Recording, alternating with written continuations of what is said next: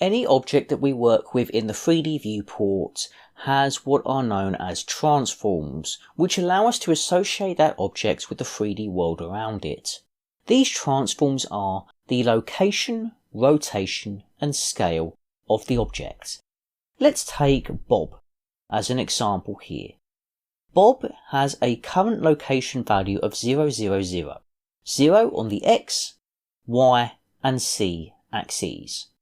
Let's take a look at a few of the ways in which we can move Bob around our scene. First of all, we have access to the tool shelf, and here we can choose from a variety of different tools. 3 of these include the Move, Rotate, and Scale tool, allowing us to change the location, rotation, and scale of our objects.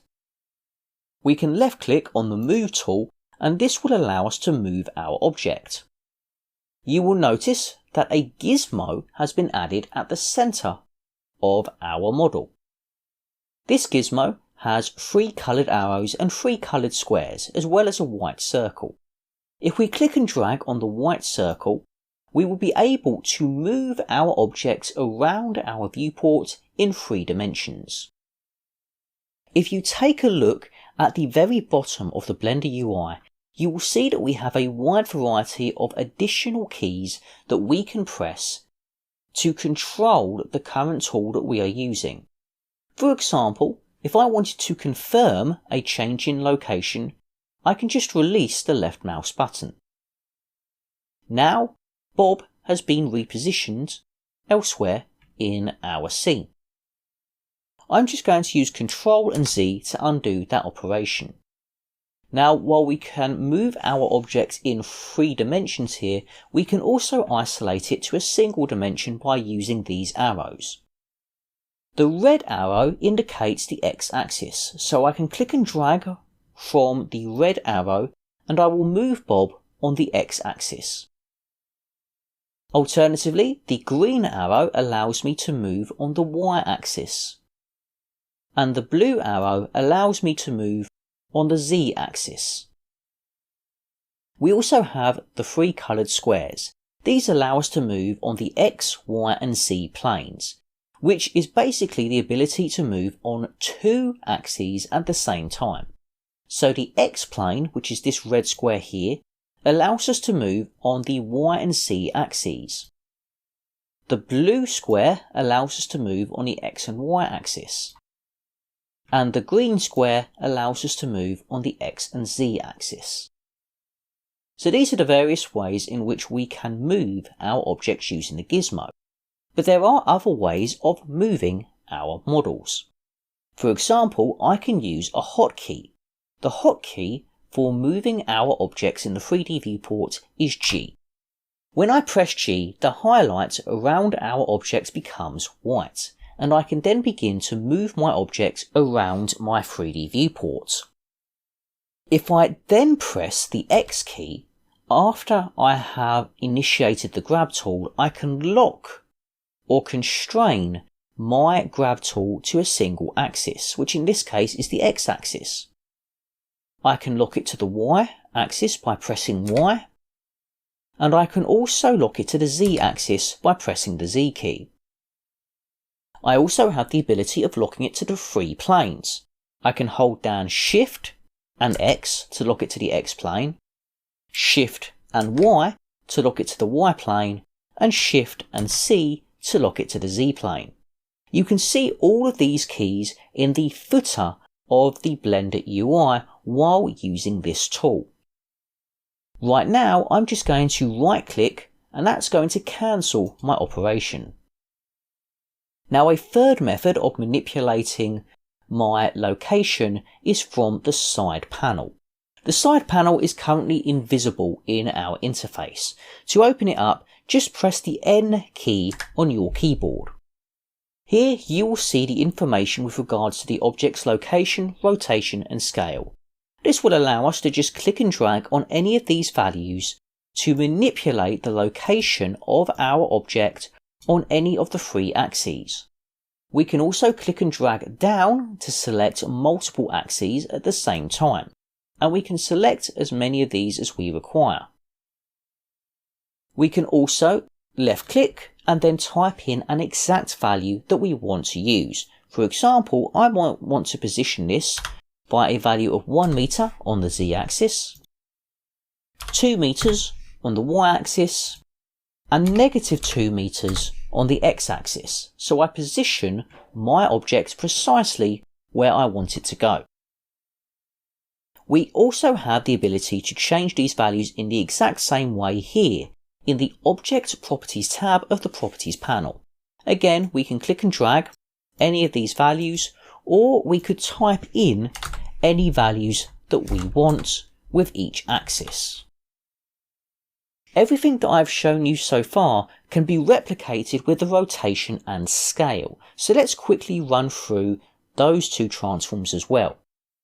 When it comes to the rotate tool, we can access it here. The gizmo looks very different. We can click and drag using the white circle that surrounds the gizmo. This will allow us to rotate based on our view in the 3D viewport. A hidden ability of the rotate tool is to use trackball rotation, which ignores the viewport view. We can hover our cursor within our circle and you'll see a hollow sphere is highlighted. Click and drag to enable trackball rotation, which allows us to freely rotate on all 3 axes regardless of our viewport perspective. I'm going to right click to cancel the operation. We also have the 3 coloured lines. So we have the red line to rotate on the x-axis, the green line for the y-axis, and the blue line for the z-axis. If we don't want to use the rotate tool from the tool shelf, we can also use the hotkey. Press R on your keyboard to initiate the rotate tool. In order to enable trackball rotation, we can press R a second time to enable the trackball. We can use X, Y and C here to rotate on a specific axis, but we can only do this if we are rotating using our viewport perspective. So go into this method of rotation and then press X, Y or Z to rotate on a single axis. Note that with rotation we cannot rotate our model on any of the 3 planes. This will just rotate it on the equivalent axis. So for example, rotating on the Z plane is simply going to rotate it on the C axis. I'm going to right click again to come out of our rotate tool. Finally, we have the ability to use the values within the side panel and the properties panel. And we can do this in the exact same way as with the location transform. Next we have the scale transform. The scale tool in the tool shelf is located here. Left click to activate the scale tool. You will have again a white circle that surrounds the gizmo.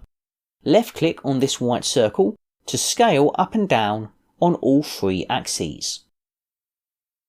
You also have the ability to scale on the x-axis using the red cube by clicking and dragging.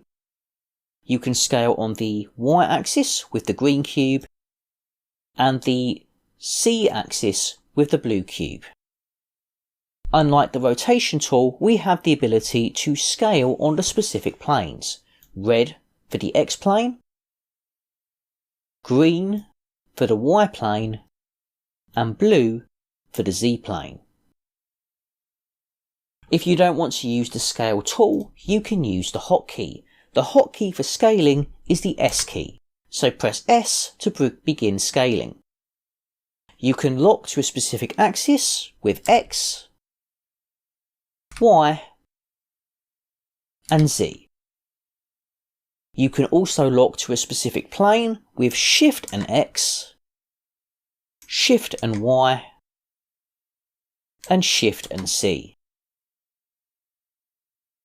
I'm going to right click to cancel that operation. Finally, with the scale tool, you can manipulate the scale using either the side panel or the properties panel. So that's a quick overview of the various transforms in Blender and how we can manipulate these transforms on the three main axes of X, Y and Z.